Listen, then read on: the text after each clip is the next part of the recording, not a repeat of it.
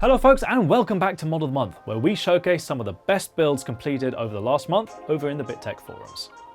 Corsair has upped the ante and are providing a host of Hydro X themed goodies, with first place netting a choice of an XC9 or XC7 RGB CPU block, a choice of GPU block from their range, an XD5 RGB pump reservoir combo, and a Commander Pro. Second place gets a choice of CPU block and GPU block, and third gets a choice of CPU block. As ever, if you want to be in with a chance of taking part and netting some pretty awesome Corsair goodies, all you need to do is have a completed project log hosted over on the BitTech forums. Enjoy the builds.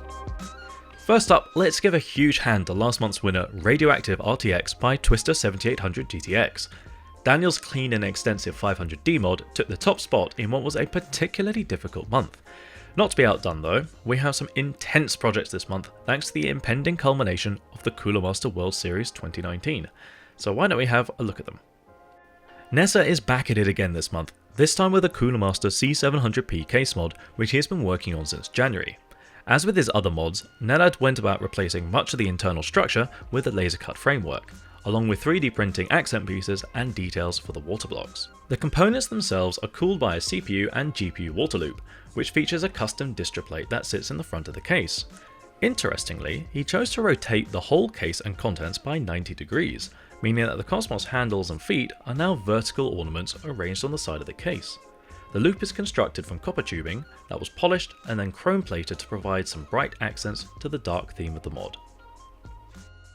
Stefan Ulrich is a veteran at building prop-themed rigs, with more than a few incredible examples to his name. Wopr is based on the iconic supercomputer from the movie War Games and has been styled to be as authentic as possible. The original case was made using the Peppercura technique, which involves making a paper model which is then overlaid with glass fiber and resin. Stefan actually completed an early example of this mod using this technique, but unhappy with the results, he switched instead to a fully 3D printed chassis using ABS.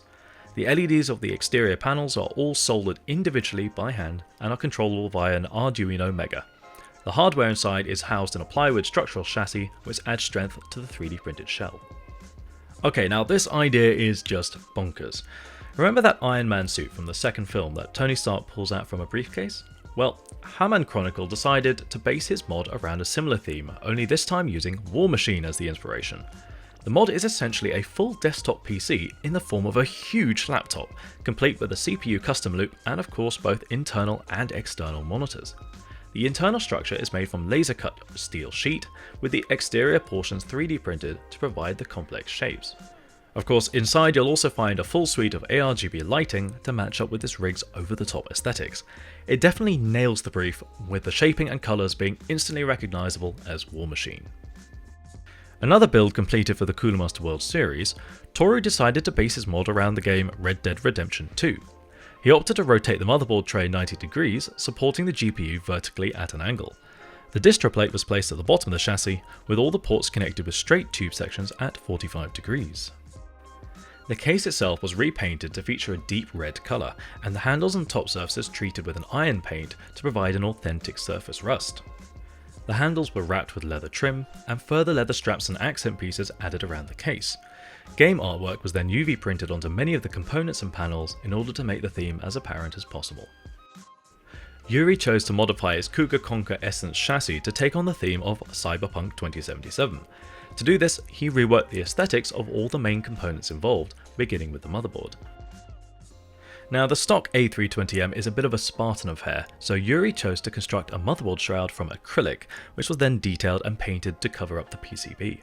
Using electroluminescent wire, he then made an ASRock logo that sits on top of the IO cover of the board, which very much has the feel of a neon street sign.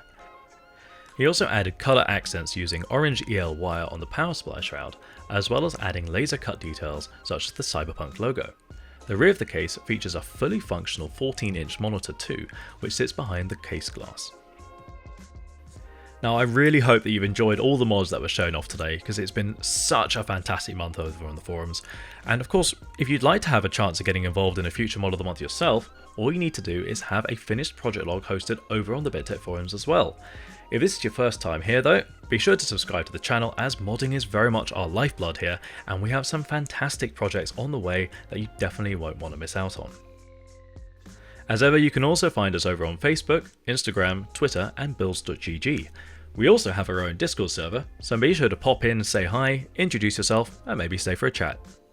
That's all for this month, folks. I'll catch you next time.